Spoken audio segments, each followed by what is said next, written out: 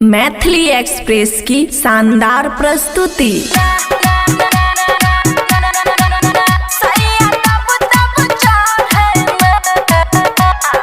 खुशी recording studio बलुआहा।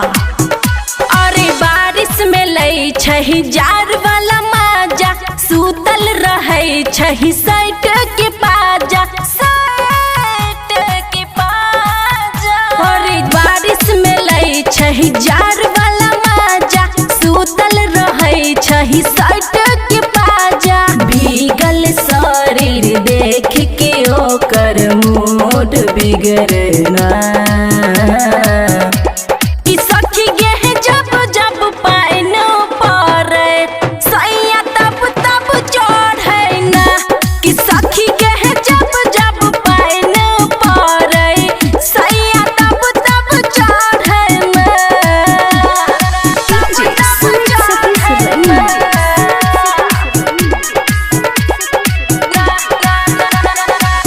निकलै नहीं बाहर सखी को बेर घर से, पानी पानी कर रहे उत हमरा तर तर से।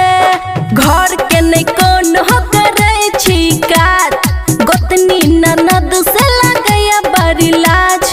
बरसाती हूँ बेंग जेना पलंग पे कूदना।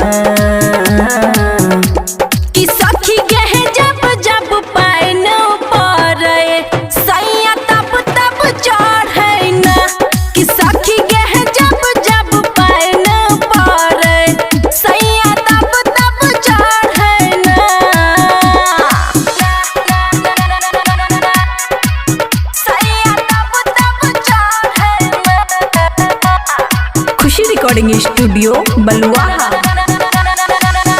काम नहीं होई छहे कबो कर चाह गे, देहिया के लूती ही फेंक मारे छही धाह गे।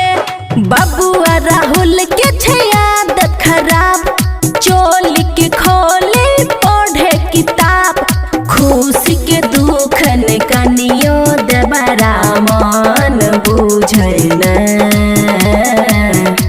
कि सखी गहे जब जब पाइन पड़े, सैया तब तब चढ़ना। कि सखी गहे जब जब पाइन पड़े, सैया तब तब चढ़ना। खुशी रिकॉर्डिंग स्टूडियो बलुआहा।